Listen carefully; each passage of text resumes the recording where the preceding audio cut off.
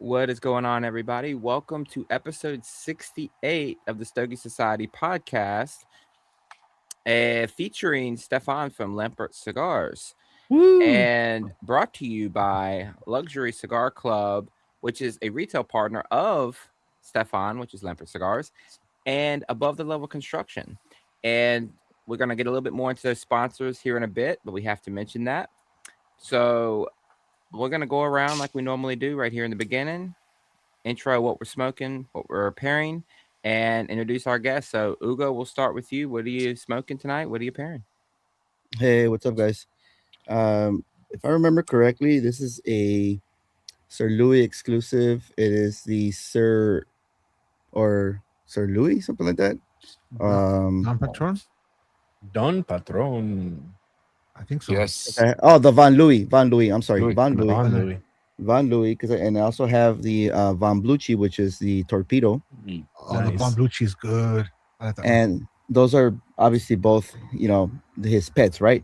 They're like brother and sister little Frenchies.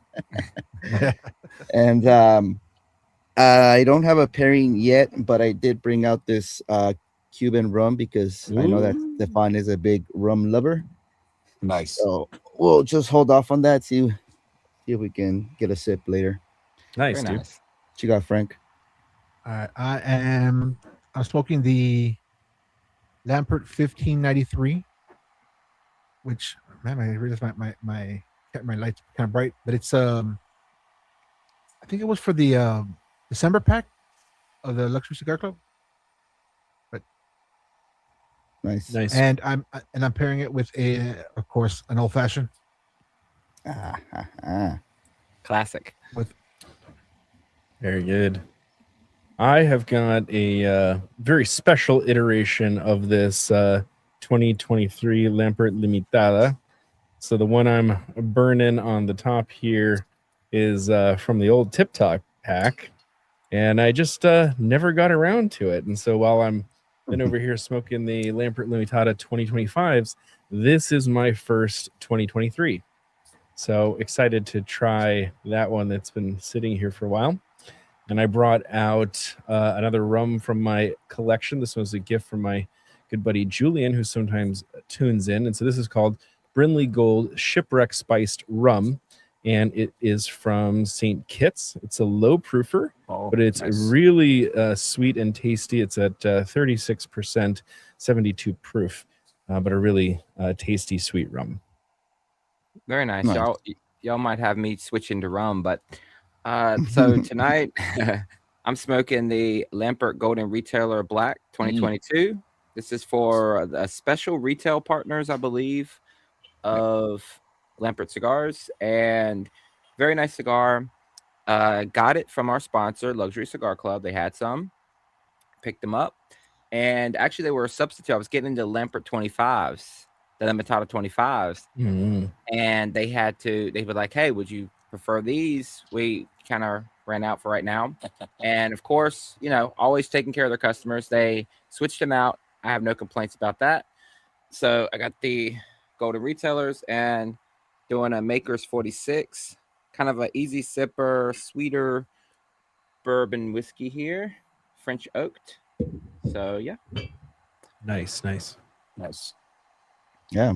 Welcome, Stefan. What do you got, man? What are you smoking? I'm smoking tonight the Azul from Nicaragua, and Nice. I'm pairing it just with a coffee because I had a long day. Yeah. Long day. Very nice. Yeah. Damn, Very you nice. got coffee. That means it's what, 10:30 over there? You're gonna go to sleep like at No, 6 I in the can't morning? sleep. No. I can. I can drink like 10 cups of coffee and I can sleep like a baby. Really? Yeah. I'm the same way. here. I can drink an energy drink and still go to sleep perfectly. Yeah. So how do you take your Damn. coffee? What's your preferred? For me, Yeah. negro, black. No sugar, no milk, nothing. Just black, strong. Nice. Oh yeah, true black. Because I didn't learn until recently that some people consider black coffee no cream. I consider it no sugar, no cream. Just coffee. Yeah. Exactly. I start the day with an espresso, so I do enjoy coffee. Yeah, but it's gotta be good coffee, right? It can't just be like Yeah, you Mm. can. Well, Panama, for instance, guys, has amazing coffee. Yeah. It's really, really good. Like it's very famous for coffee. It's really, good stuff. really. Now, do you Yeah. nerd out about coffee? Do you get into, different regions and different Yes. countries? Yes, I'm. Oh, I want to trying learn now. about this. Yeah, I'm trying to. This is, but only for the US market in case somebody from outside the US is looking. I'm learning now. I'm getting into like the coffee market, to try to add a little bit of coffee to our portfolio because we have rum, we have cigars, and I want to add one very good coffee, just just a little bit from Panama. So I'm traveling to like different regions in Panama to see if I can do a little bit of a collaboration with the local farmers. Wow, that sounds amazing. Very cool. Well, I'm excited to see what you come up with. Mm-hmm. So what I'm looking for coffee, I mean, you can tell me if that's what you like. Strong, dark, strong coffee, little nutty, little sweet, not too sweet, and no sour. That's No bitterness, exactly. no bitterness. Yeah. Organic. Now the sourness also depends on how you brew it. Is that correct? Yes. Yeah. Yeah. So usually, if you do like a pour over, Yeah. it gets rid of like all the oils that make it tannic or whatever. If you do a French press, it's a little bit more acidic, right? Is that Yes. Yeah. Yeah. And one interesting thing is because I'm now doing evaluation. You guys buy the beans or you buy the powder? What do you guys buy? beans? Beans. Both. See, Depends yeah, if I want I do- something quick or if I Yeah. want to take my time. I think the beans is more like holistic. I Yeah. think it's better. Yeah. But I'm like Steven, I do both depending on what my time is. Yeah. And also how many I'm making it for that week. If I have family in town, I'm much more likely to buy pre-ground because I don't have time to grind for, a lot of cups because I'm making usually espresso. So Mhm. each one I have to make individually. Oh hell no, dude! You better have like a nice machine for that. Not we do have a really nice machine for it, but it's still luckily some of those family members prefer kind of standard coffee, and so we have like a separate coffee maker to make a pot of coffee for them if they don't really care or they don't want an espresso, but it can be time Dude. consuming. My wife is chill, bro. She likes Folgers. Dude, actually, Folgers is not bad if you just need something in your cabinet and pull out. The only way I could drink Folgers, I gotta add some cream or like creamer or like I can't drink it black. I don't know. I don't like it. I think Yeah. it smells We're- better than it tastes. Yeah, It's- we're a it's Bustelo fun. household here. Okay. Oh, Bustelo. Yeah. Bustelo got the yellow. Bustelo, dude. Oh my Yeah, god. Bustelo's good. Was it Juan Verdes is pretty good. The Colombian. Juan Verde. Never heard of that one. Valdez. Nice. Juan Verdes. Oh, Valdez. Juan Valdez. Valdez. Valdez. Yes. Sorry, Verdes is green, bro. no, I was talking about your Bustelo is yellow, right? Yes. The Bustelo's Yeah. yellow. Awesome. So is that what you're doing in Panama now, Stefan? You're sourcing out. I'm trying to source. So what I'm doing, making rum, trying to source coffee, and working on making my warehouse here so I can do packaging of the cigars in Panama with a team by myself. So that's why I'm here. Nice. Very Okay. cool. Very cool. Yeah. Because in Panama we have like the zona libre, zona francas, the trade-free zones. So that's where you can do the manipulations. Okay. Great. So what does that mean for us that don't understand that? Is that like you don't have to pay taxes or Yes. what So is that? basically, you can bring the cigars. You can bring from 2 different countries the products. It goes into a duty-free zone, and there you can do the manipulation, which is basically, very simple. Put the cigar in the box. Mm. Yeah. Okay. Yeah. And you can have the super nice boxes because for instance, in Costa Rica, bringing like boxes into the country, like it costs a fortune. The duties. Forget about the U.S. tariffs. That's real tariffs. What they have. Oh, I learned the hard way about import tax. Yeah, Trust you me. did. How long have you been exploring the coffee side of things? And also, everybody in the comments, drop what you're smoking, what you're pairing. Do you have a Lampert? Do you have something else? Yes. Let us know. Yeah, let us. Yeah, go ahead. Azul. I'm smoking the Azul, and then I'm pairing it with a coffee because I have to do after that live. I have to do a couple of emails to give instruction to the other side of the world, like European, Asian part, and yeah, um, that's what I'm doing. Yeah, with coffee.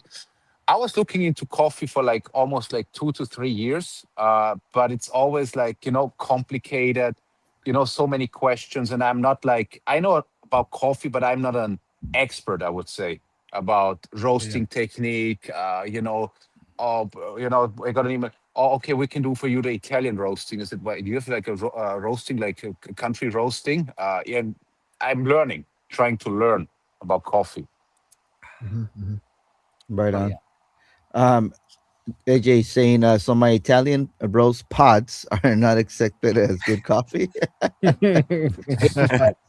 I like the I like the Starbucks K pods. They're quick. They got pretty good flavor.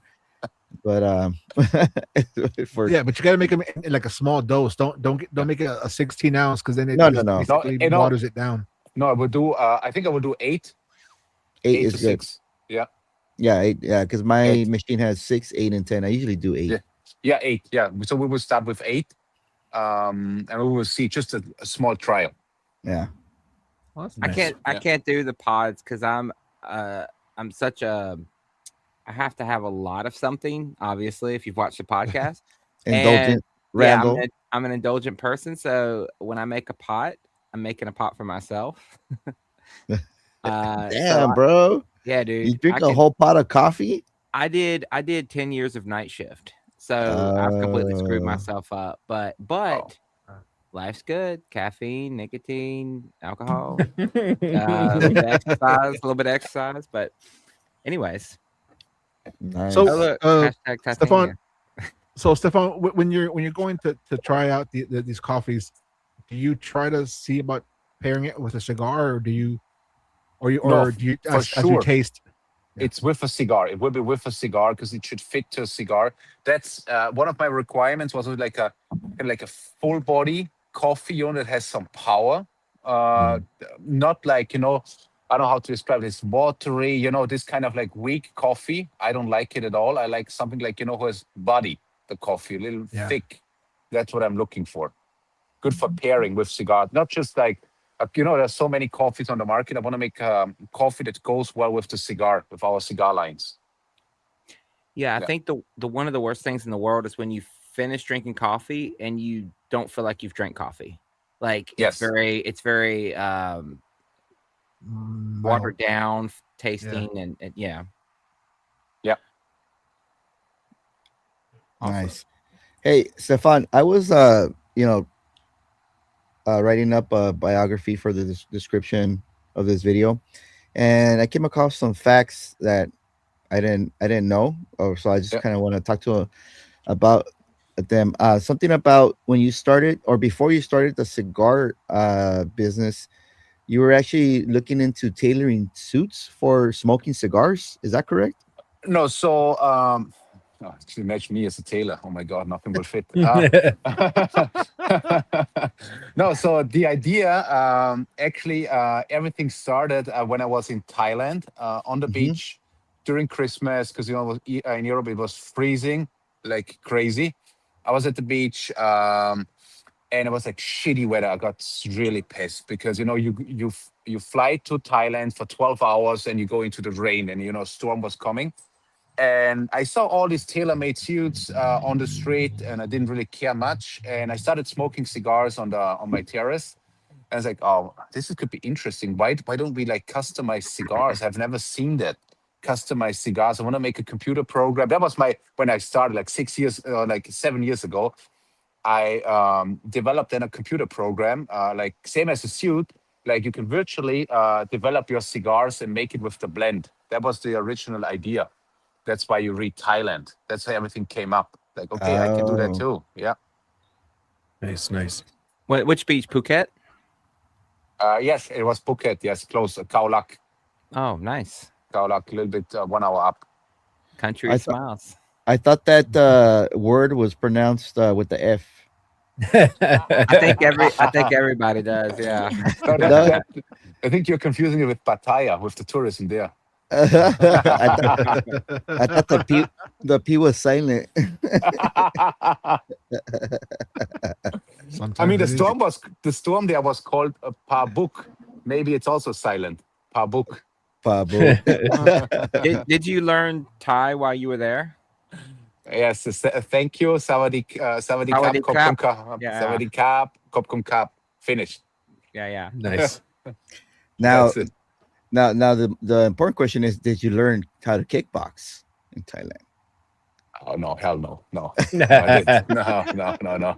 Imagine me, scared that they kick me in my balls. Yeah. Hey, some people pay a lot of money for that. I man. know, right? I know, right? It could be a good business. We're starting on fetishes already. Yeah, you're right. It's gotten expensive. Wow, Randall. Randall's #1 travel destination for getting kicked in the nuts. Hey, as long as they're wearing heels. What? Hey, we're wearing the same shirt for a reason, right? Right. Got the same style. Yeah. Wow.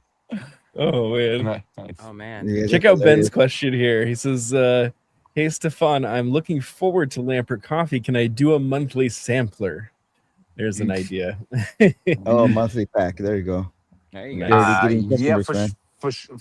for sure. I mean, I will start. I need a little bit of time to get into it because I want to try it out first, and I will start like very, very small. And people that really like coffee, I mean, if they want to be part of it, saying like, hey, when I have a sample pack, yeah, I mean, why not? I always like to share, the experience. Maybe sometimes my taste is off, and if the more opinions I get, for me, opinions are very important. I'd always say feedback, all the cigar ratings, like it's very important to understand because every palate is different. To understand, hey, what are the people looking for? What's the feedback? That's for me very important. Very nice, very nice. Awesome. You just Yeah. had a release with Sir Louie. It's an event exclusive cigar. You want to tell us about that Yes. one? That's the latest one Yes. for a retailer, right? Is that correct? Yes. So Hunter, my buddy, he's half Austrian. We're good friends. Yeah, Hunter. So with Sir Louis, it's basically a shop exclusive, very small run with KBF because we work with KBF. I work with KBF a lot, and we thought, okay, let's do a small shop exclusive because I think I can tell you guys the Fan Louis and the Fan Blucci will come again, but in the meantime, we will do like a little shop exclusive for him. Okay. So that's I what want to say that was. they sold out. They sold out, yeah, the first Yes, they- live. Yes. Yeah. Oh, your How buddy many- can sell some cigars. Yeah. Yeah. Oh, he's man, very charismatic. He can sell a blind man a pen, bro. That guy. Yeah, he is that good. That's why I stay away from the lives because every time I go on there, my bank account's like, motherfucker. Yeah. Yeah. But Um, he has a good palate, though. My opinion, yeah. He does. Yeah. I Yeah. agree with you because the cigars that he puts out, like even like yours and all that. I mean, they're all good. Like I don't think I've had a bad Sir Louis cigar. Same. yeah, he likes very, very. He's a European palate, man. He likes mild stuff, Yes. like medium, mild. Yes. Because, Similar like you, Hugo. Similar. Yeah, every time he gets some pepper, man, he starts crying like a little girl. I make fun of him. Yeah. But the difference is he likes box press. Yeah, he does. He does like box fresh. And see, That's I'm true. the opposite. Not to do a callback, but I need my cigar to kick me in the balls. Theme for the evening. Kick Yeah, Randall all right, in the that's balls. it. Yeah. First 20 minutes. Getting we're done. kicked in the balls. Look at Are the you burn on getting? this real quick? Oh, I just wanna show man. everybody the burn on this Lampert Wow. cigar here. It's fantastic. Do Dude, you want to talk a little Randall- bit about these, Stefan? About the you want to talk a little bit about those in case people don't know about them? Okay, which one? The Golden Retailer? Yeah, Golden One different- Retailer. So this was our second release of the Golden Retailer. We had two Salomones. The first one was from Tabacos de Costa Rica. That was the first, but now you're smoking the one from Nicaragua, completely different flavor profile. Mm-hmm. And I think this was like 3-4 years ago. I mean, I'm surprised that Luxury, they must like you a lot that they give it to you because this is super rare.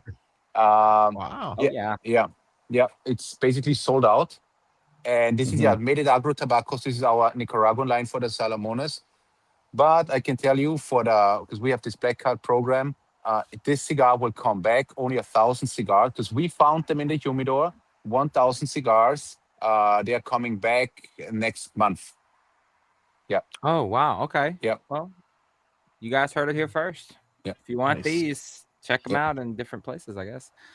Yeah, luxury cigar is part of the program. They will have it as well. Yeah.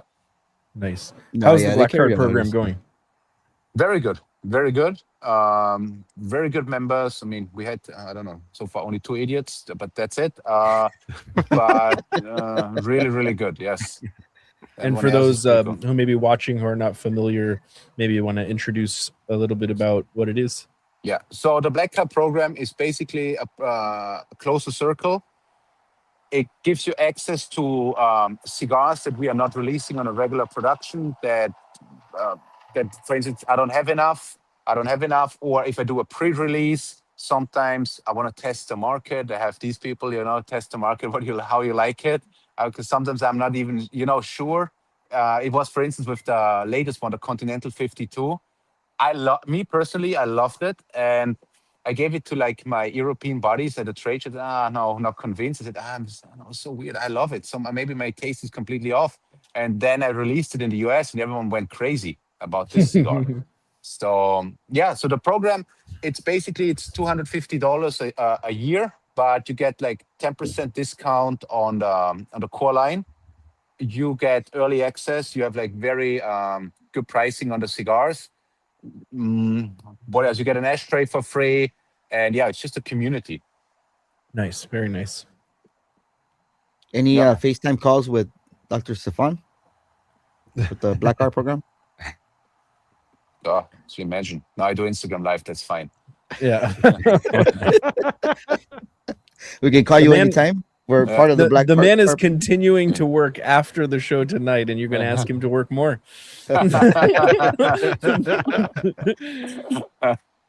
Yeah, that's good, man. Yeah. Oh yeah. Mm-hmm. So aside from that, the Sir Louie cigar that you just got out, you got something coming out for PCA? Got a couple. I mean, without disclosing, obviously, because it's going to be PCA, but. No, it's we are a community. I don't care about what I'm disclosing. It's fine. So what we coming out, we has now for the Black Card, we have the release of the Platino line, which is basically the Limitada 2023, a little bit a twist on the blend. That's shipping this week to the associated store. Luxury, for instance, remember they will get they have it. It's on their way. And then we have in March coming Edison Verde. That's the green line from Nicaragua. It's a stronger cigar. It has a Mexican San Andres wrapper, binder filler Nicaragua. Hugo, you will not like it oval pressed, so kind of like box pressed. Oh, oval press is okay. I'm okay with. It's not much difference to box. A little bit, poco, a little bit different. It's soft on the edges. It's like soft box press. Yes, soft box press. Yeah, soft box pressed. We have coming. Then we have for the Black Card members the A size coming again. This is an exclusive. Nice. Yeah, we have coming. Oh, we have so many things coming. We have a Toro. What is it? A Toro 6x52, similar to the Dom Patron blend, but with a different wrapper, coming in April. We have the Limitada 2026 coming. That's gonna be amazing. Yes, I hope it will be May. And we have one batch coming from the Limitada 2025 again. So, yeah. Nice. 2025. Wow. Well, can you you're disclose 26. The difference? And I'm sorry, can you disclose the difference in the 26 to the 25 blend? Or yes. So both of them box pressed. Sorry, Hugo. I love box pressed now. Both of them box pressed, and 2026 will be box pressed with Connecticut wrapper. Oh, okay. Connecticut. Okay. Oh, wow. Okay. Yeah. Like Ecuadorian Connecticut or yes, US Ecuadorian Connecticut? No, Ecuadorian Connecticut. Yeah. We got an important question here from JD. He's asking just one question. Why? JD, funny guy. Who says that I'm gay? You are gay, right? This guy. Why? I sent him the video today. The best interview ever. Why? There's a cigar that one of your lines that I don't think a lot of people are familiar with. I think it's a sleeper in my opinion. It is a family reserve. Any plans on reissuing Yes. that cigar or Y- like yes. So I have to travel to the DR for that. We had two family reserve. The first one was a Robusto, I think, with the Habano wrapper, and the second one, what everyone is talking, is the one with the Connecticut wrapper, right? That's yes, what everyone is yes, talking. Yes. Yeah. Ecuador, I think. Um, Yeah. yes, I'm thinking of bringing it back to the market. With the family reserve, it was very interesting. When we introduced the family reserve, it was kind of like, as Hugo said, a sleeper. No, there was not much interest. Not many people were interested in that cigar. And after like 2 years, all of a sudden, people keep asking about that cigar. So I said, man, it was so long sitting in my humidor. Nobody was really interested in that cigar. And all of a sudden, everyone keeps asking. So yeah, I will bring it back for sure. Awesome. Nice. That's dope. Yeah. Yeah, I came across That was my favorite. yeah. Your buddy what's his name from Hunter. Secreto? No, Secreto. Ronnie. Ronnie. Ronnie. Yeah, one time he sent one of those crazy emails, huge sale, and he had boxes of those family reserves for Yeah, very cheap. So I yeah, picked up 2 boxes and I was like, yes. yes, yes, yes, I probably didn't even know what the hell they were. I'm like, Ronnie, yeah, just send them to me, bro. yeah, yeah. Now we will bring it. I will bring it back for sure. Probably with a different band, because my idea with KBF, I want to get a regular production with him. Working with Hendrik, Hendrik the artist, everything takes a little bit longer. These are artists. Yeah. I want to do the Oscura with him. So the Oscura, the Toro, we do a reblending him. He will be in charge of the Oscura. He's already in charge of the Blanca, of the short Robusto, and I want to do the Family Reserve uh, with him again. Nice. Wow. Very Yeah. cool. Yeah. It Yeah, sounds really like you've got so many new blends and projects going on. Yes. Are you still managing everything yourself? Or are you expanding your organization, or how are you managing so many different things? I have, thanks to AI, helps me a lot. Okay, AI, yeah, that's helps me a cool. lot. Yeah, Yeah. managing things. Yeah, Use it. yeah. Very nice, very nice. And then, are you attending PCA this year? No, this year No. I will go. I'm at Costa Rica at the factory. So PCA is not really my thing. Mhm. What I prefer, I do like shop event. Go to stores. Hang out there. For me personally, it has more value because I want to Mhm. connect to the people in the store, hang out, smoke a cigar. It's more relaxed for me because PCA is for me a little bit hectic. Sure. Yeah. Yeah. Okay. When was the last time you were at PCA? I think 3 years ago, 3-4 years, Okay. 3 years. Yeah. Do you All just right. feel like you always have to be on and selling and Yes, because I yeah. want to sit down. I want to smoke. I want to, if relax, smoke, talk about cigars. It's not like you come in 10 minutes. Thank you very much. Handshake. Next one. Yeah. Yeah. I want to connect. To what do you think about this? And not the hey, next one is waiting. Sorry, I have got to leave. Yeah. Tell Yeah. the key points of your company Yes. and then they move on and you're like, oh, Yes. okay, thanks. Yeah. Well, it's Exactly. at least my view from the outside. I see that you're making really important retail relationships and building on those, and then building further community within those, Yeah. as opposed to like I'm gonna pick up 50 stores, 100 stores, No, I don't even and want that. I don't even want spread that. thin, right? Yeah. Yeah, I don't want it. I want to have a connection with a few stores, but a good connection. We can. It's better also for the brand to have like a few stores, but it's a good connection and have like 150 stores and basically no connection. yeah, that makes sense. Yeah. And it comes through, like, again, just as somebody who's watching this over the last years, like, it comes across, you're creating community around your brand. Yeah. So it's very nice. Yes. Yes.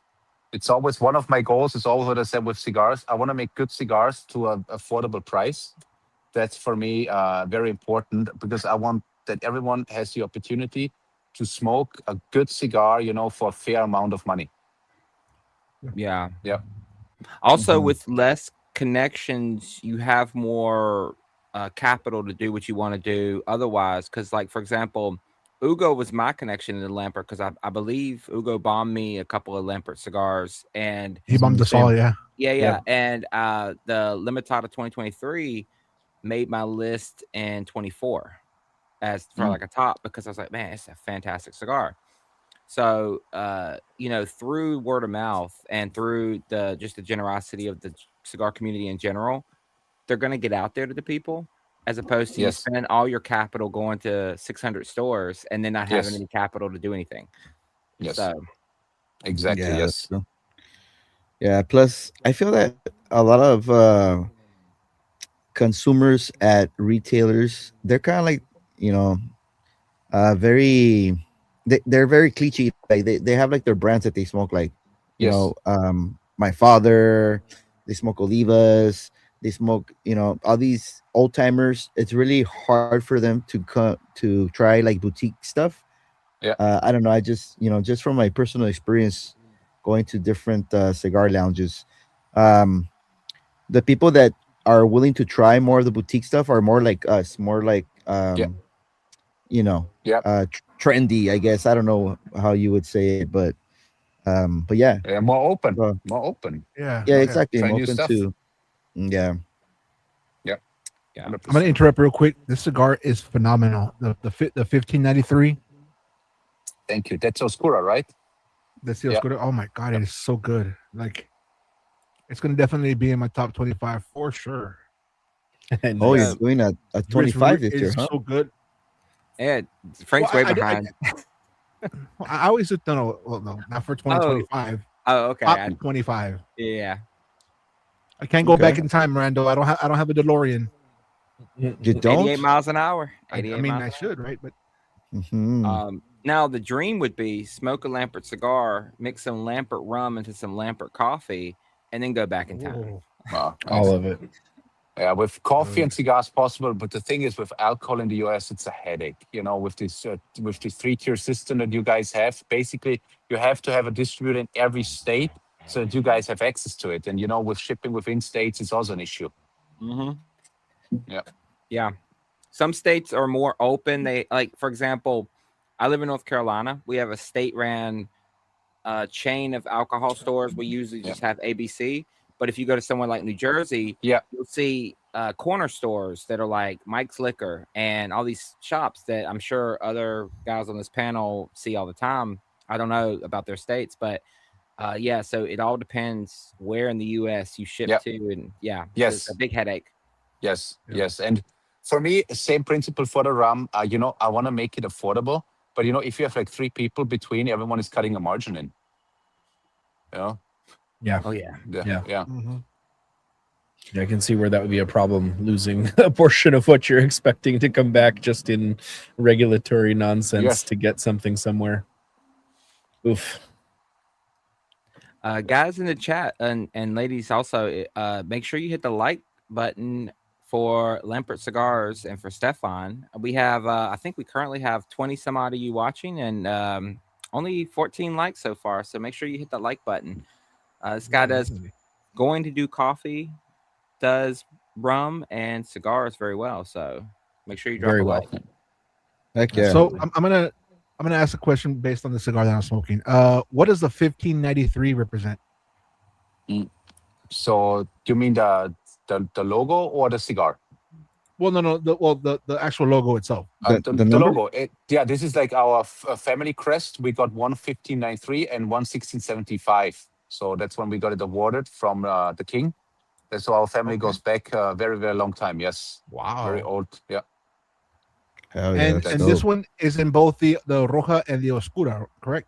The Nicaragua line is Lampert 1675. That's everything in Nicaragua. 1593. I'm trying to stick to the Dominican Republic. Oro is Costa Rica. Ocean Breeze is Costa Rica, and the Platino line will be Costa Rica. So that's how we structure the brand. Nice. Okay. So in the 1593, you have the Roja and the Oscura, correct? In the 1593, I have the Oscura and I have the Blanca. Okay. The Blanca, that was with the small one for Luxury Cigar Club. Yeah. I mean, for me personally, I love that size, especially in the morning, lunchtime. For me, I love short Robustos. But sometimes in the US it's complicated with the short profile because everyone tends to go to a bigger smoke.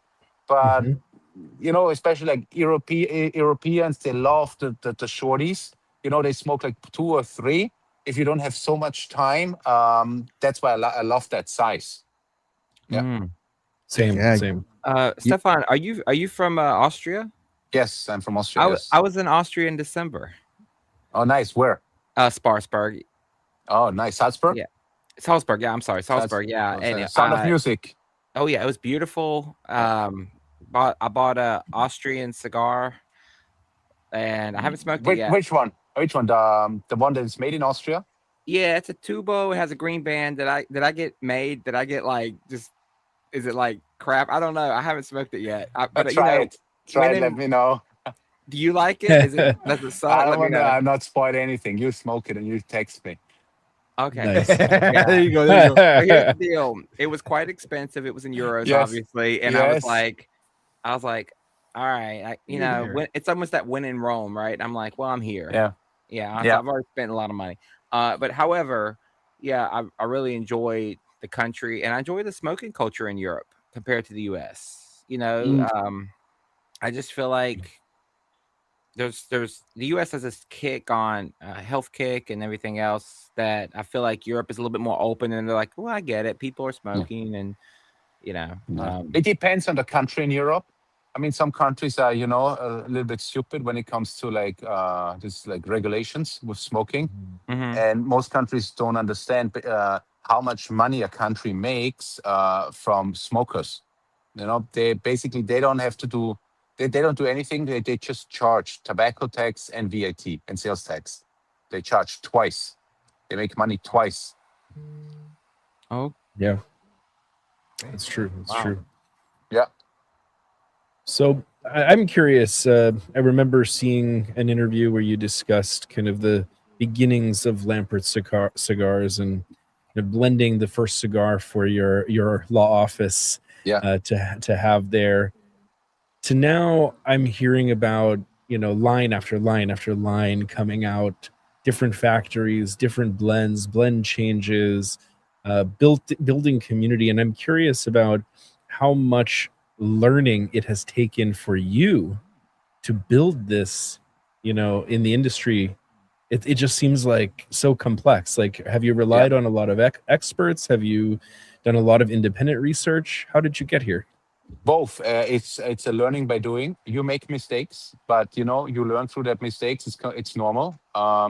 If you're lucky, if you work with the right people, they try to guide you not to make these mistakes. That's very important, to work with the right people, honest people. And then you start understanding. You keep learning, because with tobacco, it's a never-ending story. You can learn so much. Everyone has an input that you can. Every input really helps you to understand tobacco. Thanks. Yeah, makes sense. What was the first cigar you rolled, like your factory produced? It was El Gringo. El Gringo. El Gringo. Yes, Costa Rica. Okay. They called me Gringo. There, that's the name. Even though I'm not now, from the why US. would they do that? Yeah, I know, right? well, yeah, I don't know. What cigar and what age were you when you fell in love with cigars? What age were you with your first cigar, and which one was it like, oh, I like this? I mean, I started smoking when I was 18, but I started smoking with Cuban cigars when they were like affordable in Europe. What was the daily smoke of a Cuban cigar? Partagas T4. Everyone smoked it. Like it was $7. During that my time. Wow. Yeah. Ooh. Yeah. $7, and in Cuba you got it sometimes for $4. Yeah, that was long time ago. Yeah, the good old days. Yeah, good old days. Yes. Making us jealous over here now. Very cool. Well, if the crisis keeps getting worse, there's not going to be any. It's not going to be Cuban leaves, go higher. Yeah. Nah, no production, dude. That's crazy. I got an important question here from Sean. Can you talk about the Oscuro moving to KBF? There's a blend changing. Yes. So we will move the Oscura to Henrik to KBF. We will change the blend on the Oscura, on the Toro. We will focus with him on one size. Henrik will do some art with me together. He already prepared samples, and yeah, we will upgrade the boxes. We will do a full upgrade and just move to KBF. Why KBF? Because first of all, Henrik, great guy, artist. He know what he's talking about. Tobacco. Kellner family, long tradition, and that was one of the main reasons. Very nice. Yeah. Are there any tobaccos? I know you use a variety of tobaccos in your blends, but are there any that you are not currently using that you're exploring? Yes, I'm currently exploring with Costa Rican tobacco from Tabacos de Costa Rica's own farm. It's very interesting. It's not on the market yet. I smoked the samples. I wasn't really the tobacco. It has something super unique, kind of like sweet. I'm still exploring because I'm not sure how the market will react because it's such a unique flavor. This tobacco has. It's like something I haven't even tasted.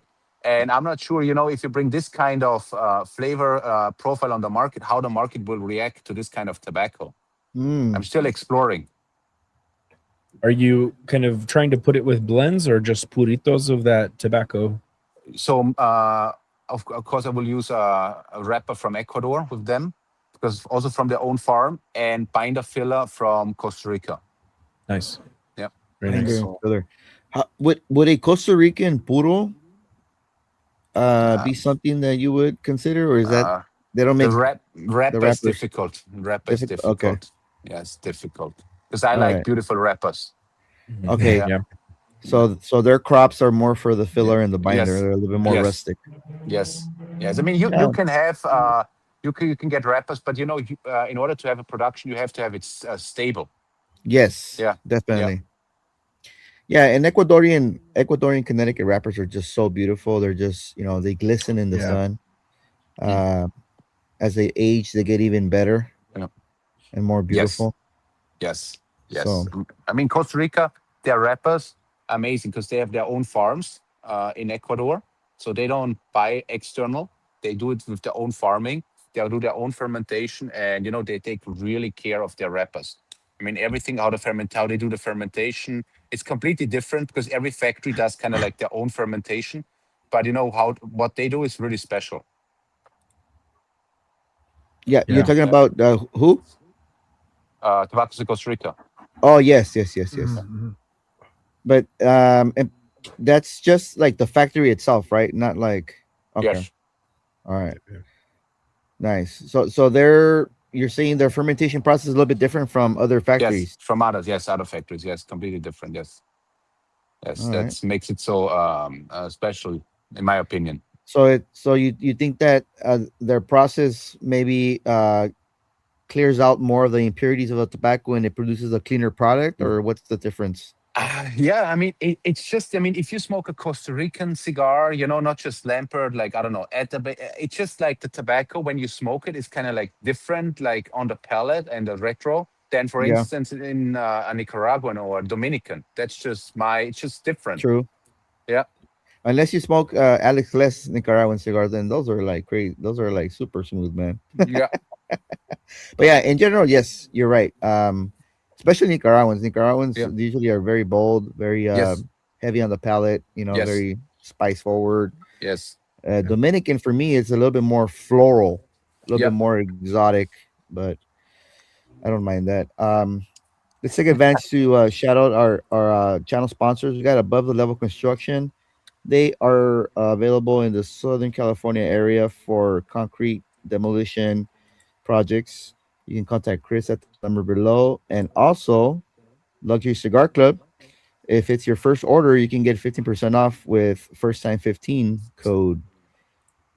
All right. And Luxury is a retail partner of Lampert. Yeah. And if you were getting those packs, you would have these in your hands from the last 2 months.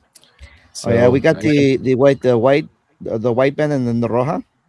Yeah, we got the 1675 and the 1593. Yeah. And I That believe one was a bonus throw-in, right? December pack, that one, the little one. January pack. January pack. January that was a packs bonus. was the little small one. Yeah. Yeah, the white what is it called? The Edición Blanca. Edición Yeah. Blanca. So that one, when you first released that cigar, was only available for Europe? Is that correct? Yes. So Okay. the first factory we made, the first Blanca was made at Edgar Sweat, but the factory doesn't exist anymore. So we changed as well to KBF, and now he's in charge of it. And the Blanca, because the short Robustos was for us never a big mover in the US. So that's why because we know in Europe it's moving, especially in certain countries where it's super cold all the time of the year, or where they have to pay a lot of tobacco tax based on the weight. Like, for instance, in Norway, this little Blanca cost you like, I think, $25. Wow. Wow. Yes. It's only $8 in Wow. the United States. Yes. Did you release it for the Europe market because of the size or Of the because size. of Yes. okay? And then For the now, size and the weight. okay, because of the size and weight, right? And then when you re-released it for the American market, then you release the other bigger sizes, right? Yes, for the American market, I always do bigger size because price-wise, the difference is not much. Because the import duties, it's a flat fee in the US. So if you have like let's say a half Corona and a Toro Gordo 6x60 or 6x80, it's the same price. Oh wow. Yeah, for importing. So do you have a 6x80? No, I don't. Oh, Thank I don't. I was It's Like, God That- that forbid I was- have a 6x80. that was going to be my next question. What's the biggest size you have? I think you said you're making the A size, all right? Which would be the biggest. I mean, it depends if you're talking about ring size. I think the biggest one, the biggest one is the short Perfecto 4x6 62. That's the biggest one, the Kingpin, the short Perfecto. And from a Toro perspective, the biggest one is the Toro Grande 6.5x56. This is 7.5 by 58 though. So I guess if you talk about full length of anything, I think the 7.5 might win. Yes, unless you have something over that. I mean, with the A size, very limited. I think that's a little bit longer. Oh, okay. A little bit, yes. 7 3/4. Yeah. Nice. And I agree with S Worthy. He said Salomones are fire. Yeah, I agree with that. I like a really nice long smoke that kind of what I like about a Salomones size is that it starts small ring gauge and then you develop into it as you smoke it. It develops out. I really enjoy that. Same. But S Worthy has a question here that I think we could dig into. They said, "What about trying a Pennsylvania broadleaf wrapper?"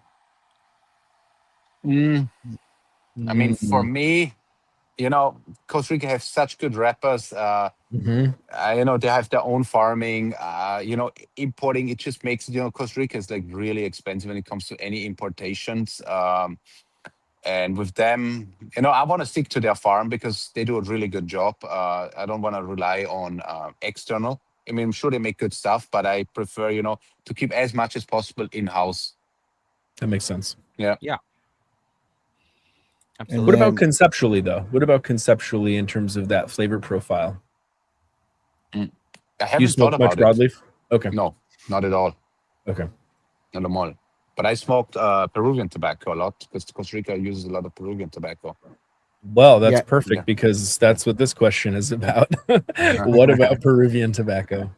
I love it. You use Peruvian tobacco in some of your blends, right? A lot, yes. Yeah, it's so really good. Baby Puro, there it is. I remember seeing some of that. I don't remember which one, but I smoked so many of your cigars. Broadleaf, I mean, but broadleaf is supposed to have sweet and spice, right? Not just spice, right? Yes. So I think the spice, if it's too spice heavy, that's coming from the blend. That's maybe the filler, the binder. That's the way that cigar was blended. Because in reality, a dark cigar is supposed to be kind of sweet. Yeah. For me, I just don't like spicy cigars. That's why we don't have any spicy cigars. It's just not my palate. The peppery, the spice. It's not for me. Yeah, you're doing good, man. You're doing good. Yeah, the What- medium. what's the Really heavy- approved. Stamp. What's the heaviest You can go ahead go? and start a company now. What's the heaviest you go? Do you go? Is bacon spice kind of the heaviest you go? Because this has some bacon spice, and it's not egregious, right? Like it's not like, oh, this is too much. It's almost cinnamon, right? Like it has that nice sweetness to the spice, like Ugo was saying. Is that kind of the heaviest you go, or you try to aim for that target? No, yeah, I don't want to go heavier than that. Yeah. Yeah. It's good. And if I remember that those Salomons have a lot of like sourdough bread notes for me. Like sourdough. It's pretty good. Oh yeah, it's fantastic. Yeah. Which cigar from your line features the most Peruvian tobacco? I would say the most the Dom Patron 56. We have most of it in there. Patron 56. Yeah, proportion wise, yes. We must also preface by saying that all of our palates are our own. So some people may find some of your cigars spicy, but for the most part, I would say people like us on the panel, like you, that smoke fairly often, and people in the chat, it may not be as spicy as some of the stuff we've tried, right? Yeah. Like when you say spicy, if you haven't tried a Nicaraguan poro or a sun-grown, right, that gives you that real dry spice, it may feel like, oh, this is kind of spicy. It's like, nah, not until you try this over here, right? Yeah. I mean, there's also some spice coming of using, like, it's called crudo, the green tobacco. That gives you also nicotine spice bombs, which I'm not a fan of. Do you use Ligero a lot in your blends? Or yeah, a little bit. But I would never use, for instance, crudo, like green tobacco, to make it like spicy or like strong, because I prefer to smoke 2 to 3 cigars a day, not just like one and I got knocked out. Just me personally, I don't smoke super strong for instance. You like to keep the pleasure going throughout the day, not just kill yourself at 10 a.m. and then be exactly, like, yeah, I agree. Yes. I'm the same way. Yeah. Consumo is asking, is the verde not spicy? No, little bit. Nicaraguan tobacco is always a little bit spice, but it's not like like this crazy spiciness. Yeah. Yeah. Right on. I haven't smoked that one yet. It's coming out in March. Oh, it's a new one coming out. Okay. Yes. Maybe he's a black card holder. Yeah. He tried it already? Okay. I guess. Yeah. No, the black card is nobody has asking it. for the future. Nobody has it. It's not in the US. Okay. It's nowhere. Oh, okay. Yeah. Nice. Right on. Yeah. So, yeah, go ahead.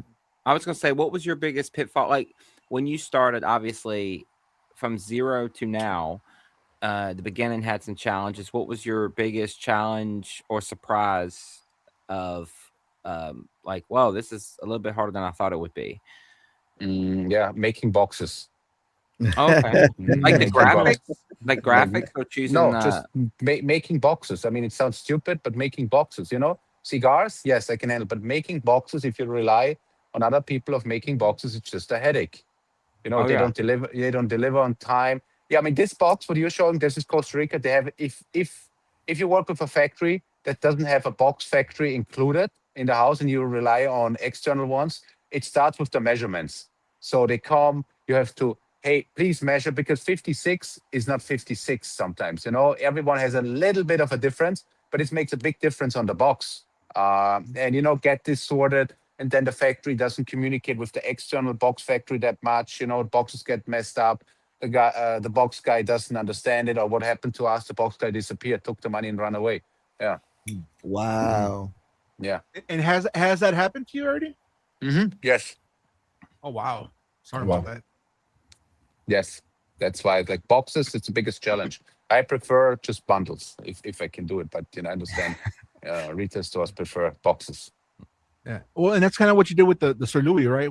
They were just 5-pack bundles. Bundles, yes, bundles. Because when I can do bundles, I do with the black card, I only do bundles because I want to keep the price down, because these boxes are expensive, and at the end of the day, if it's not like a collector piece, you cannot keep collect so many boxes, right? If it's not like a collector piece, you just throw them away, and it just makes the cigar way more expensive.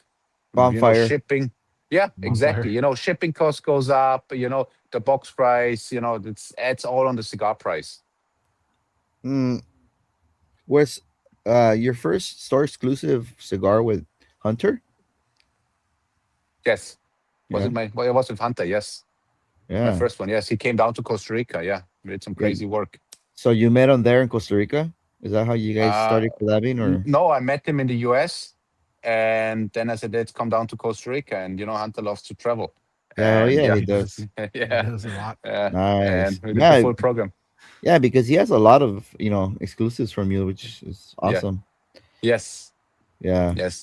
And I'm very surprised because a lot of the cigars that a lot of the store exclusive they're undisclosed, so I really like smoking those because I Yeah. really want to experience, Yeah. you Yep. know and see how my palate aligns with it. But Yeah. Sean here saying, you travel around the world, and what's the country that makes the worst cigars? I think I Wow. think I know what you're gonna say. Of course, Sean knows the answer. No, it was for sure Indonesia. Yeah, that's the one Wow. that you were. It was torture. Oh, Super expensive. And when you find like a decent one, which was like a good one, like the prices went out of the roof, like $50. It's like, wow, holy shit. I mean, it's a good cigar, but it's not worth $50 because I know the labor cost in Indonesia. Yeah. oh, thank God you didn't say Austria. I would have really started feeling bad about my impulse buy. Well, this is a different level that you have. Well, I'll let you know how it is whenever I smoke. Yeah, text me. Oh yeah, You're dude. still alive. Yeah. Dude, that should have been your second See, cigar. you're not making me well, I don't know. Fuck it. I just got one. Fuck it. It's I'll try it. yeah, at least you tried it, man. Why not? Yeah, I will. It's in there. It's in a Yeah. glass tubal. It's got the green layer. It's I don't know. I'll probably definitely over purchase because it's whatever. Yeah. Tourist city. Aside from smoking cigars when you travel to different countries, maybe like those countries blends, do you smoke outside of Lampert, like let's say like legacy brands like Opus, Oliva, My Father, stuff like that, or just too big Yeah. for stuff? No, no. Of course, I love to smoke other brands.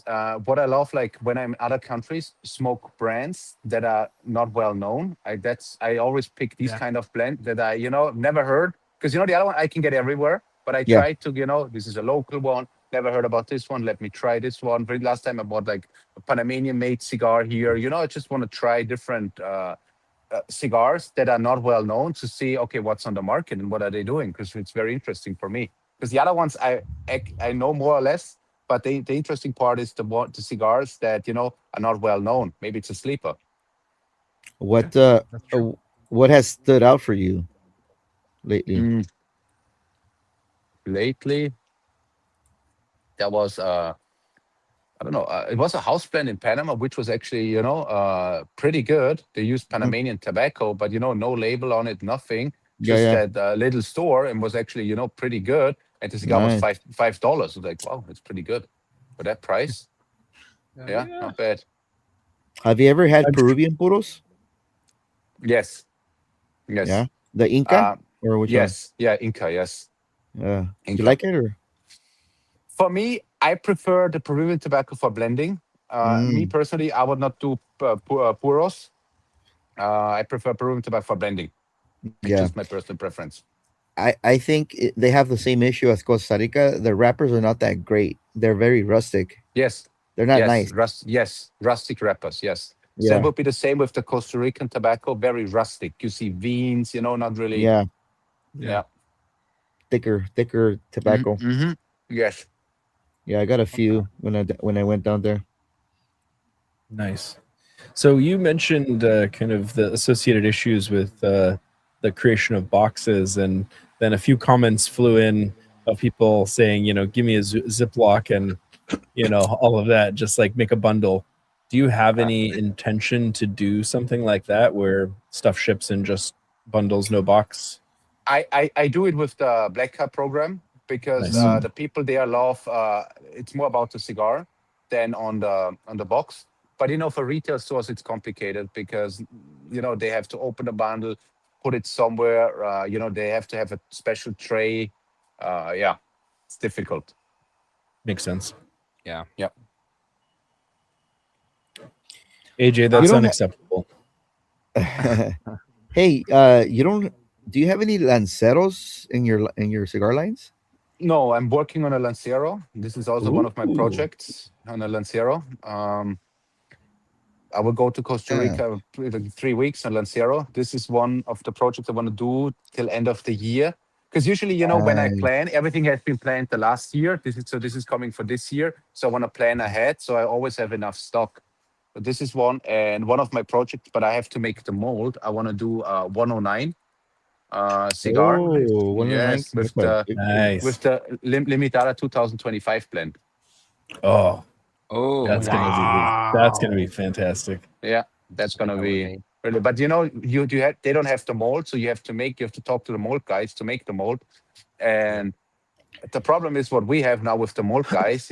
They make good molds, but they are not cigar smokers. And I'm trying to explain the 109. What's so special on the 109? It's the head, the cap that makes they have to understand. It's very difficult to explain. Hey, look, it's about the head. That's the most important part.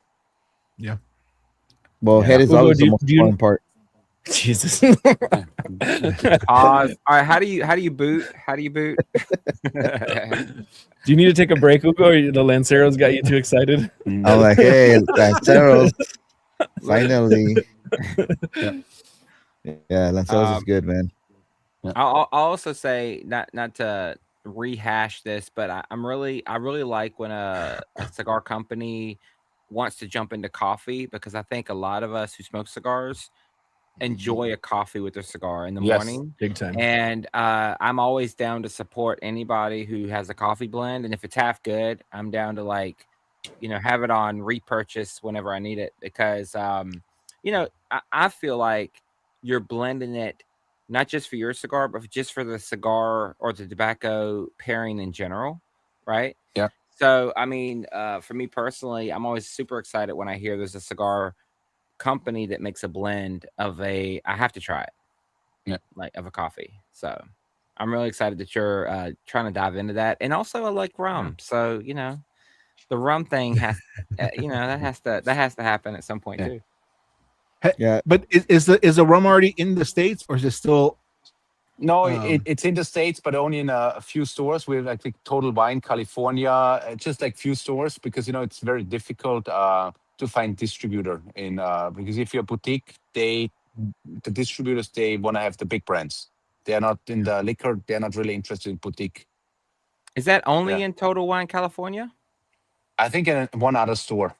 Oh, okay. Well, I was gonna say, I wonder if Total Wine would ship to the North Carolina. I think not. Lampert 12-year rum, 700 milliliter bottle. Yeah, maybe they won't. I don't know. It says add to cart. I don't know if he'll let me. I would do it though. I mean, I think North Carolina. I think that's one of the.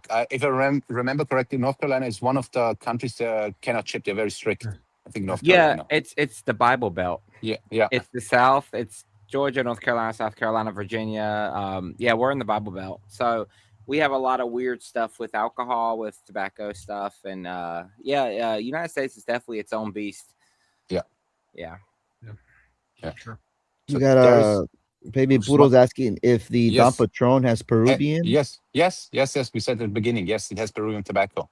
Okay, cool. And then Todd is asking, where does Ocean Breeze rank with the other product lines as far as like sales are concerned? If you know those. That's numbers. our best seller, Ocean Breeze. It's our best seller. Yes. I think you had said that before. Yeah.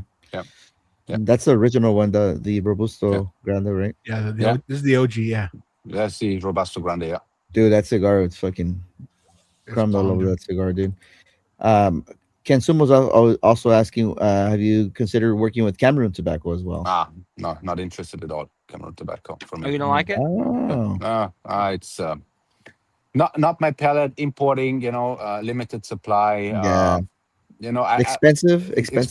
Yes, expensive. Yeah, very expensive. I just want to have something stable. Yeah, that makes sense. Yeah. Mystique has a good point with people of California. I don't know if you guys on California want to comment on that. California allows Texas over there is alcohol. laughing because Texas is one of like the freer places to have tobacco. Yeah, Y'all are yeah, great, for man. sure. Y'all are in good shape. That's I do gotta say that we have a great selection of spirits here in California. Mhm. So yeah. Yes. California, For when it sure. comes to liquor, is very liberal because you can be importer, distributor, and retailer. I think in once in California. awesome. Wow. Yeah. Very cool. Oh yeah. We even have Cuban rum. See, Yeah. it's allowed here in Amazing. California, in Los Angeles only. Don't steer Is it people really? wrong. Is it really? No, full of No, kidding. See I was how gonna see how say, dude. gullible people are. Hugo, you can't say Oh, stuff like dude. that, man. Dude, I'm a Pisces. I'm definitely gullible. You tell me something, I'm just gonna believe you until you break my trust, and I'll never talk to you again.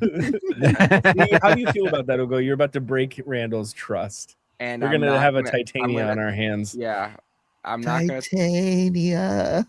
Wepicurian smokes. Trying to dish it back. No, man. No, I'm not dishing on Steven. Steven never he never says anything. So I was like, He does No. say stuff, dude, but when he says it, he's like, I don't think I think it just maybe I goes don't above pick your up head, on it. man. Yeah, it goes right over my head. Just like that time was like, what was it? Oh, when I ski, I smoke cigarettes. How do you get it under the cap? Yeah. Anyway, we're getting off track. So That's funny, dude. But AJ is right about this. We do pay for it. Our taxes are really high. Hey, we got a lot of several black member listeners here tonight. We got the Mystique, we got what was the other guy? Swift 123. yeah. And JD's also a black card member, I believe. Yes. Peter And Yeah. guys, leave in the comments like how you like the program, because I mean, it sounds like a really cool thing, like exclusive releases and everything. Sounds really cool. Test blenders or test smokers. Guinea pigs. There you go. Guinea pigs. So, Oh, so that's I have I have a question. How do you decide when to discontinue or expand a line?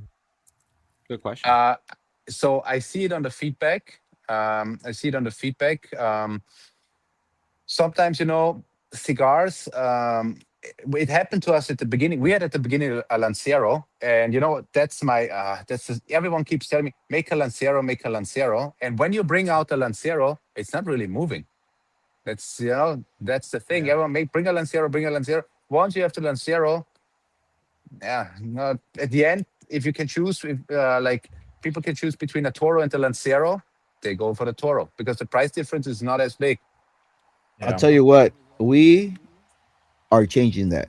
We are letting people know that Lanceros are manly cigars, because that's the notion that everybody has. Oh, they're so feminine, they're thin and long. Well, that's the way. That's what Lanceros were made for. They were made for women to get a chance to enjoy a cigar with their men. Really? Yeah. Look at that, bro. Yeah, but Originally, that's what Ugo Lanceros doesn't was for. put his pinky up when he smokes them. He doesn't always put his pinky up, just sometimes. Dude, it's weird because when I was on the Titanic back in 1912, this guy offered me a Lancero, and I was like, dude, this is the Golden Lounge. What are you talking about, man? Give me a Toro. And I got kicked out. And then I met this guy named Jack, and they sent you back down to steer. Yeah, they sent me to steerage because I was smoking a Robusto. I thought you were going to say you met Rose, fool. I was like, what the No, man. She's a lucky woman, though. What? So has there been a line that got discontinued that you're like, I really like that line and I wish it wouldn't have gotten discontinued? I mean, there was one line, the Blanca, I liked, but the factory just stopped existing.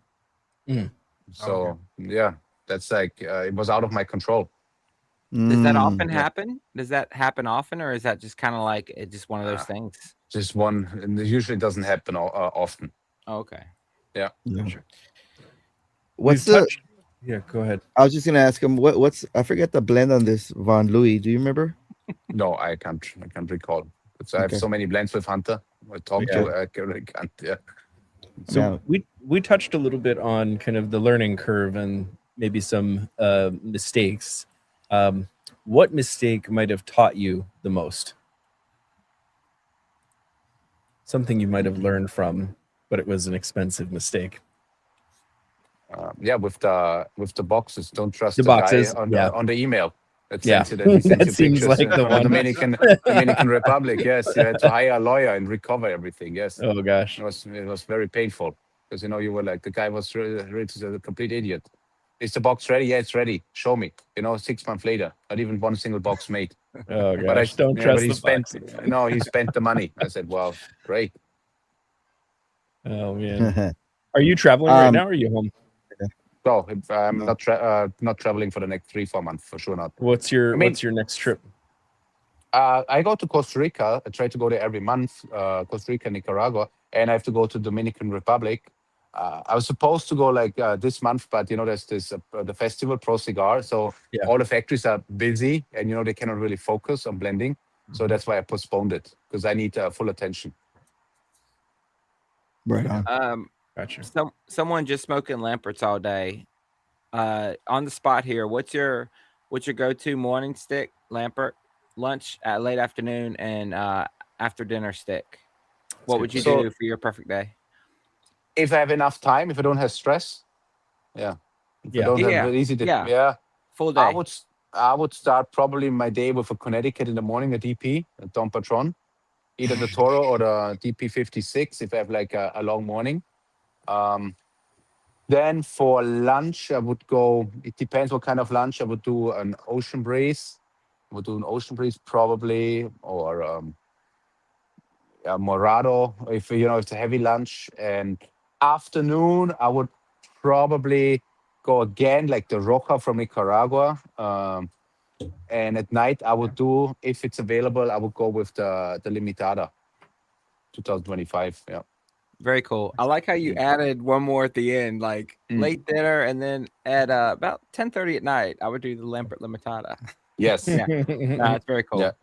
Yeah. So building on that sort of that question, what if someone comes up to you that's just starting to smoke, what would be the Lampert Recommendation. cigar that you would recommend?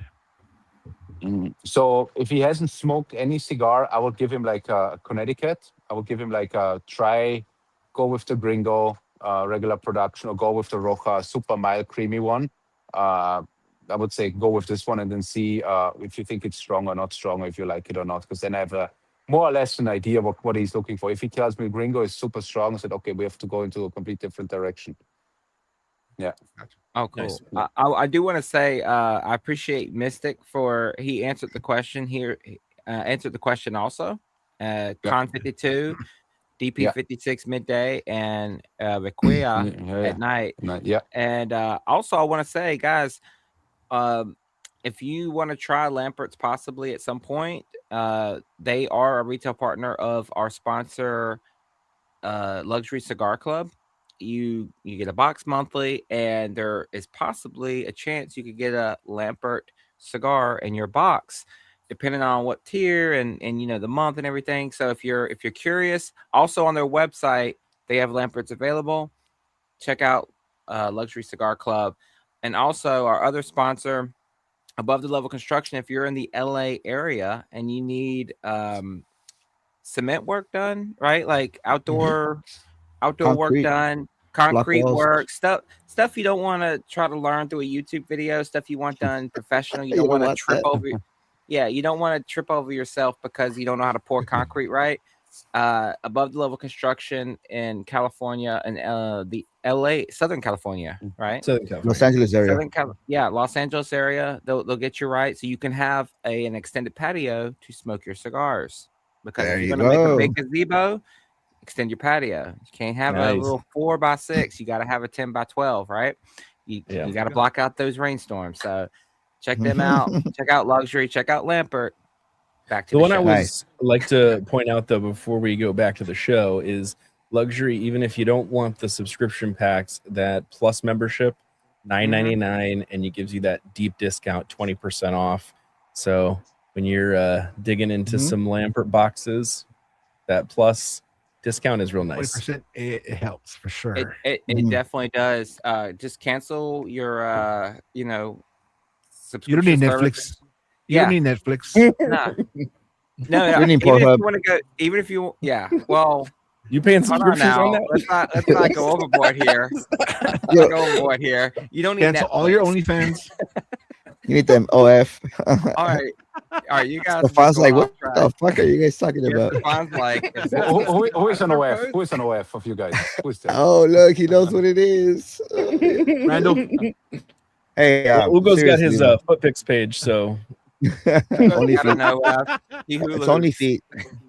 Hey, this guy's talking about the Reliquia. Is that how you Reliquia. pronounce it? Yes. That was a Reliquia. That was a black card exclusive.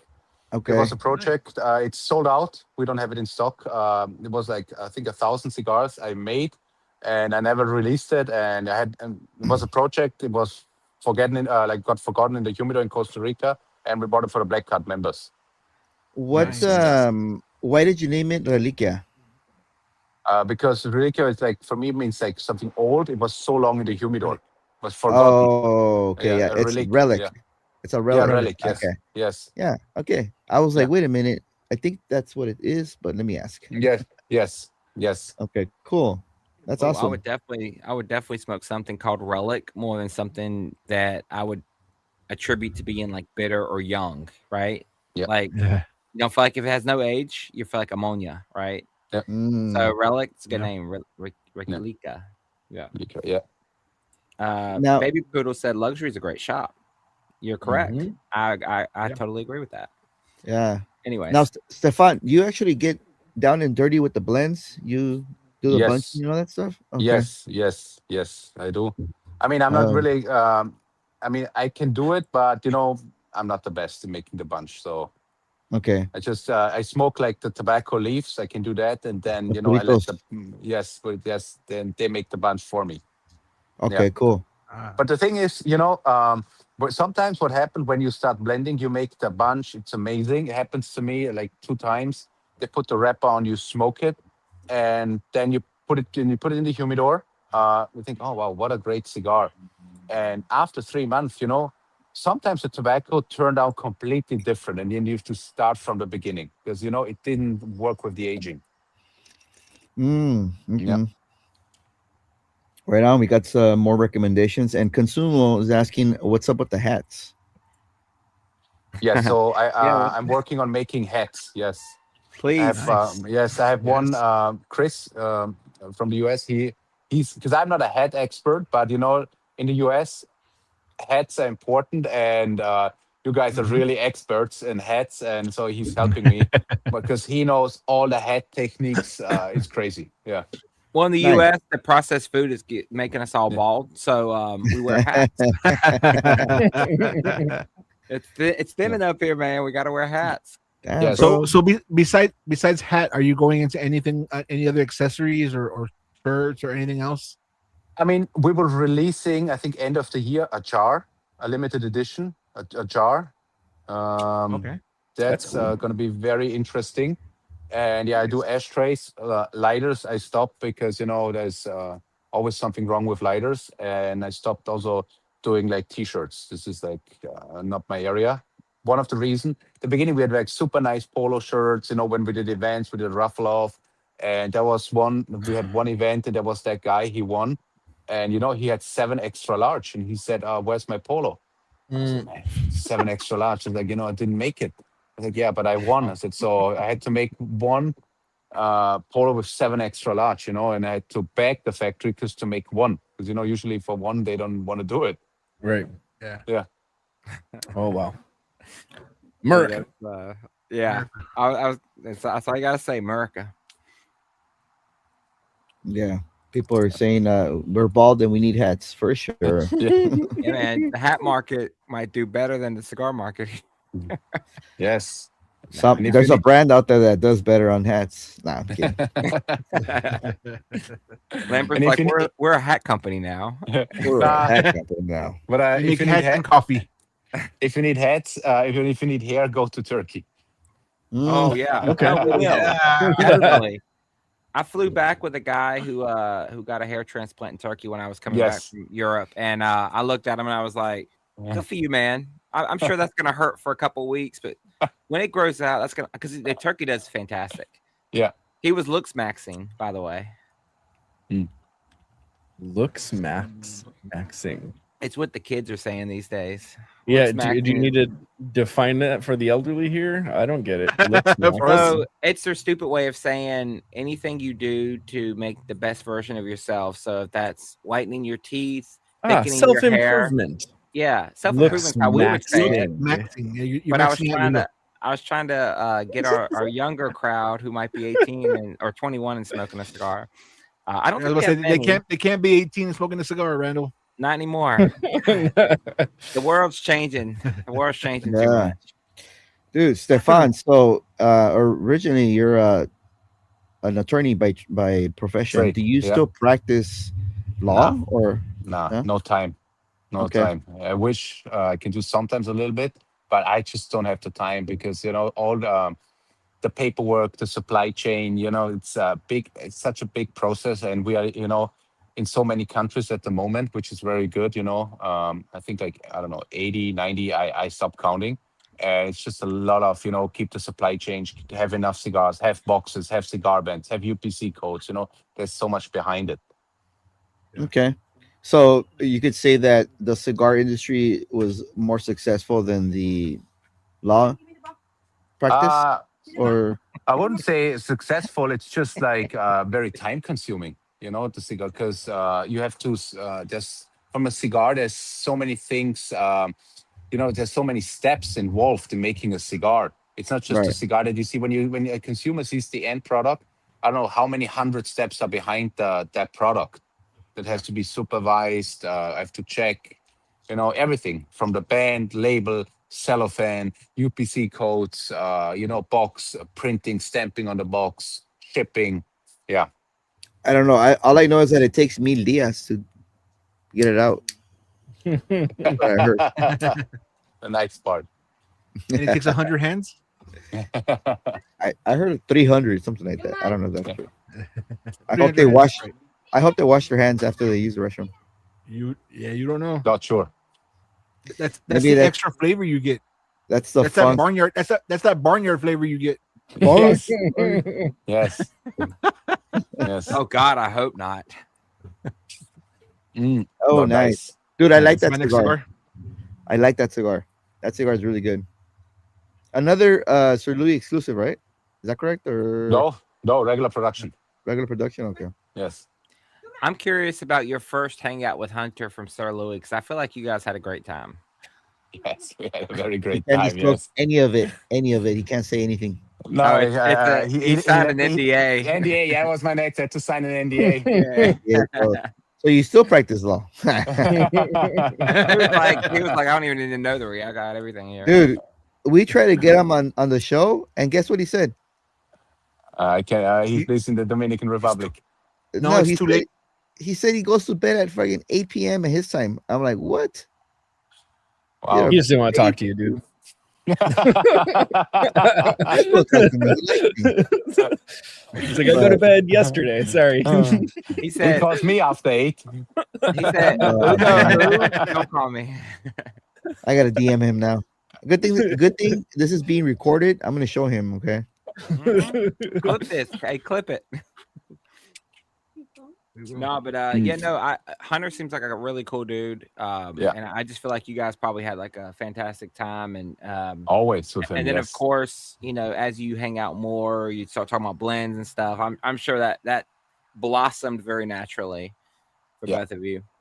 Yes, always good times, especially when he comes to Costa Rica. At some point when I retire, I will write a book. Yeah. You have to be older than 18 to read it. Yes. Yeah. Oh yeah, for sure. If it's Hunter, you got to be at least 21 to read it. Yes, 21. Yeah. Hunter's the only one on the plane that's not in a missionary group to Costa Rica. Yeah. You cannot take him to the packaging department with the girls. Wow. When you think about the future, what do you think you hope Lampert to become? Like, what's the ultimate vision? I mean, the vision is always the same, making amazing cigars for like a very fair price. That's always my mission. Get people the chance to smoke good cigars to good price. Because I remember, when I was a student and, some cigars I want to try, but they were too expensive. And, I don't want to have that somebody has this kind of feeling. I want everyone, to be like kind of like affordable cigars to like a very good quality. That's one of my rules. I want to stick to it. Nice. Very cool. That's awesome, man. So yeah, because now we have these cigar brands that have like these limited releases, and they price gouge the hell out of a cigar is like upwards of $30-$40, man. Yeah. That's just, I don't know. I mean, in my head it's like, you're seeing you have like 7-10-year-old tobacco in there, but is it really worth $50? I mean, I don't know. Yeah. I mean, dude, we had retailers. I mean, I don't want to mention name, reaching out. Hey, why don't you charge for the Limitada 2025 35 for $30? I said, I don't want to. No, I said, do it. I said, no, it sticks to the price, even if it's another batch, same price. Same price. Like even if we do like now 2026, when we do one final drop of the 2025, we'll have the same price. I will not raise. Not going to happen. Nice. Yeah, this is a weird business, I think, to be in, because one person's expensive is not a different person's, and it all depends not only on your salary, right? It depends on how often are you smoking. Because if you're someone who smokes like once a month, once every blue moon, right? You might be like, yeah, this thing was super expensive, it cost me $13. Whereas someone who smokes a lot might go, what a deal. $13, that's great. It all depends on your and how much you're into the lifestyle or you're into the hobby, right? And so it's not a very straightforward business, I would imagine. Just talking to business owners and people in the industry, I just don't feel like it's one that you can really read very well because of someone who calls himself, oh yeah, I smoke cigars, and you're like, oh, when was the last time you smoked? Oh, it was several months ago. And I'm like, how is that possible? Like for me, I can't go that long. I have, they're so readily available at my house because of how I've become, how these guys have become. We could go, right? We could do it, but it's not something we strive for, right? It's just we appreciate it, so we enjoy it, and we're willing to spend more of our time and money on it, right? Yeah, that's true. Do you want to highlight Kevin's question there about he's curious about if there's an idea on the jar price point, or at the moment, not yet? I have no idea. I have to sample ready for shipping because I want to see it in person. And the problem is, in China, there's a holiday at the moment, like the Chinese New Year, they come back like end of February, beginning of March. Then I know more. More or less. And the jar will be airtight. You can use it as humidor. Perfect. Ooh, I love a good jar. Yeah. Is the jar going to contain cigar? Yes, of course. Okay. It's going to be a special cigar. I just have to see what kind of cigar, because that's why I want to have the jar with me so I can travel to the factory to see how many cigars we actually get in there that fits properly. Yes. But what we will do probably, when we bring it on the market, we will ship the cigars in bundles and the jars separate. Because otherwise the break, it breaks all the time. That's want to split it. Gotcha. You gotta see. You gotta see how Habanos does it, bro. They ship the jars all the time. That's true, dude. I've gotten those jars broken. Yeah. Damn, for real. Yes. Yes. And Steven's like, it might have a shard of glass in it. I don't care. Yes. What up, Carpy? What up, Peter? There's a point at which it especially buying multiple, it can be a relief. You're like, well, if they're gonna cash me back a little bit on this, that'd be okay. For me, very interesting, but I have to see if the jar works. If I can do, I can spoil a little bit. I want to do the Limitada 2025 blend in the 109 shape in the jar. That would be amazing. Oh gosh, that's an instant buy. Yeah. So now, is the jar cheaper to ship than the box? Because I feel like the jar would be heavier. Making a jar is expensive like hell. So my cost for the jar is like $60. Oh, bro, you gotta go to Mexico. Get it done in Mexico. They're cheap over there. Yeah, but this is like, we use like real gold, for instance, on the jar.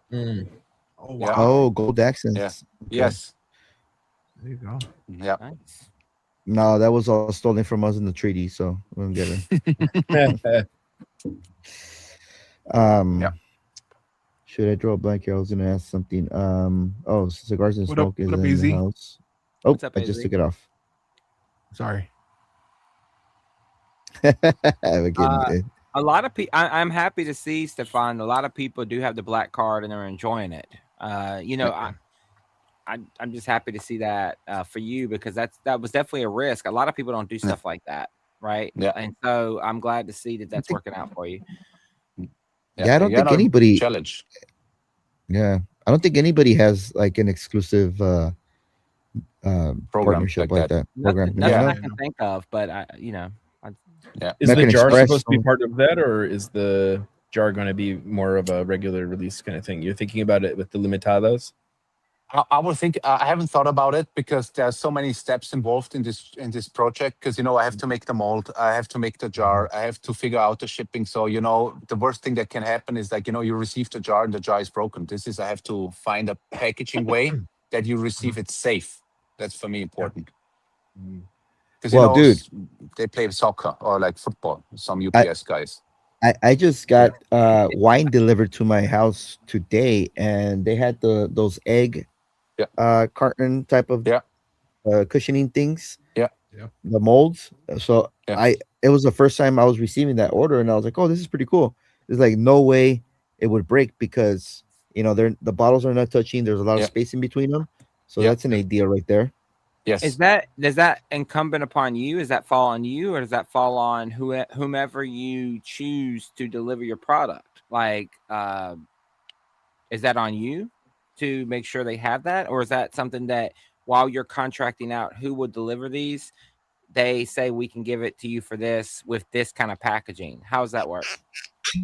I mean, I would deliver the jar in as like a super safe packaging, and I would tell all my retailers, please do not ship it do not put the cigars in there. Ship it kind of you can make one package, but make sure you keep the original packaging because it will be like a lot of bubble wrap, so nothing will happen. But if somebody does it his own way, and I cannot guarantee. Right on. Yeah. Have you thought about doing any cut in light events? I don't think you've done any, right? In the US? Yeah, I did. You have? Where? Yeah. Let me see. Secreto. I go every year to Sir Louie Cigar. So far. To Hunter. Humidor Vial. 2 years ago, Small Batch, California. I want to do California more. Yeah. Well, you came here to wait, it's not called small batch here. It's called they changed owner. It was Anna at the lounge, right? It's called what's the B&M called here, Steven? It's called it's where Matt works. How that works. Yeah. Oh, small batch. No. But the B&M. Yeah, I know the B&M. Winston? No. Maximar. Yes, Maxima, yes. Yeah, they have a nice. Did you do it in the patio? Because they don't have a lot of space inside. Yeah. Oh, cool. Yeah. And the good part in California, the weather is always good. Oh yeah, man. Well, except for this week. It's like flash flood warnings and pretty crazy. Are you in Texas? Me? No, he's in Panama. No, I know he's at. I'm talking about his cigars. Are his cigars in? Yeah, Texas. We have not many accounts in Texas. I don't know why. I think we're in 2-3 stores in Texas. Yeah. Frank, you need to spread the love a little more. Yeah. Get out there, buddy. Get them in. I'll talk to some people. What's I have a Finnick. What is it? Fink cigars, and then we have Club Humidor. But Club Humidor would probably be the one that would have a little more of the. They don't want to take us Club Humidor. I don't know. Oh. No, they don't. No. Okay. No. Oh wow. Okay, so I do have a couple other lounges that I know, and then I'm part of a members only lounge that I have really good contacts with the owner, and I'll ask about that. Yes. Maybe I'll be in contact with you and see. That would be great. I mean, we tried Club Humidor; they're not interested. Industrial, not interested. So but I don't want to force anyone. Industrial is at a big exclusive, man. they're saying that as Matt would pronounce this, Tarawaje has that a similar program as the black card, which I didn't know. Okay, Pete Johnson, huh? Yeah, they have the same thing, but I think with theirs is they do get some cigars. I think it's included in the package, but I don't know what all is in part of it. Got it. Do you want to discuss the price on the black card? Or somebody is asking. Yeah, it's $250 for the year. Euros, dollars, pesos, reales, Indonesian rupee. It's like less. It's like 10 cents. No, it's $250. Chen. Do you think it's more dangerous for a brand to play it safe or to try to be different? I mean, I would always play by the rules, but try to be different, but play by the rules.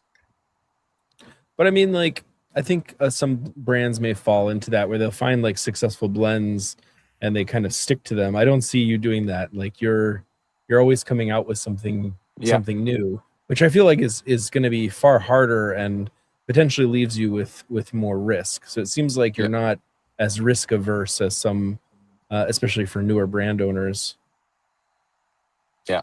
I mean, I try, to develop all the time, working with tobacco, bring out something new. I think it's very important, also from a company perspective, to develop, to move forward, to see, how's the reception of like this blend, this tobacco, and it just helps. It gives you also like a good input because I can see, okay, this kind of blend tobacco people like more than the other one. For instance, just for me to know.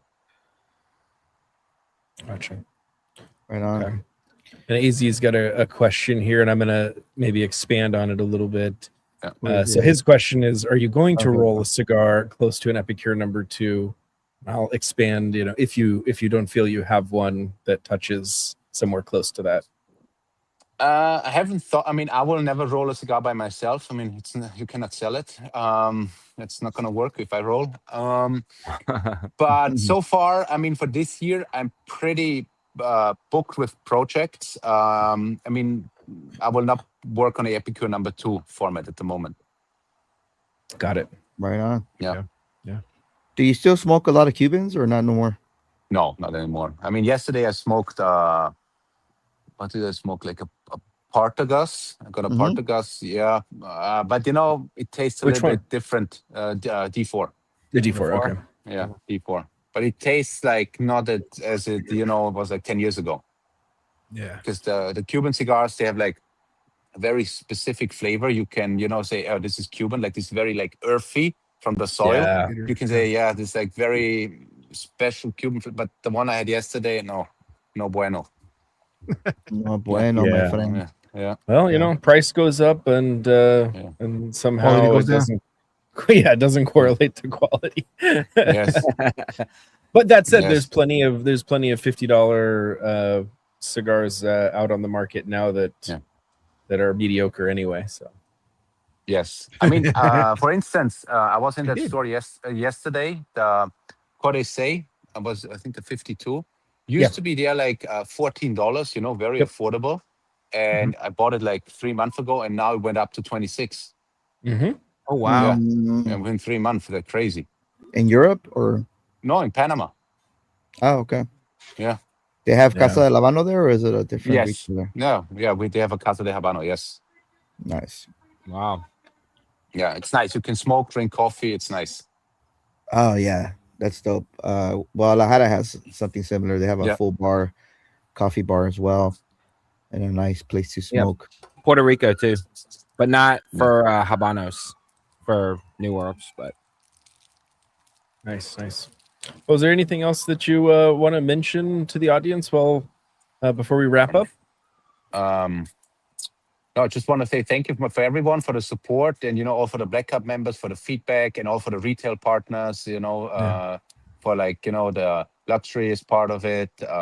Relief Cigars, they do amazing jobs. So Louie, Secreto. I just want to say thank you to all of them who supports, and of course, and all the time thank you for all all the feedback that people give me. And anyone can reach out to me on Instagram. I'm happy to reply.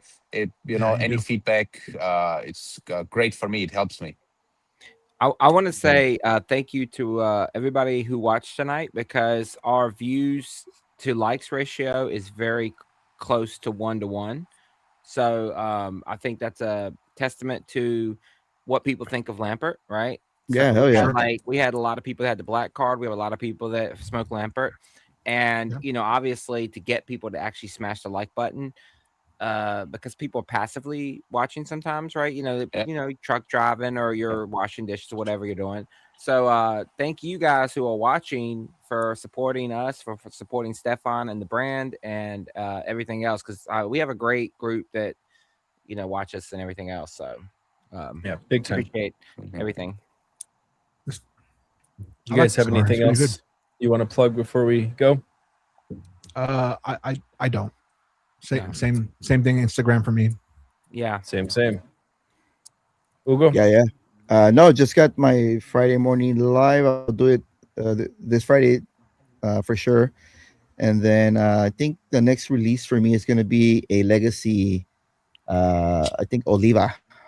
So nice. We'll see what goes with that. Enthralling. Anyway. We'll be there to heckle you on Friday. So yeah.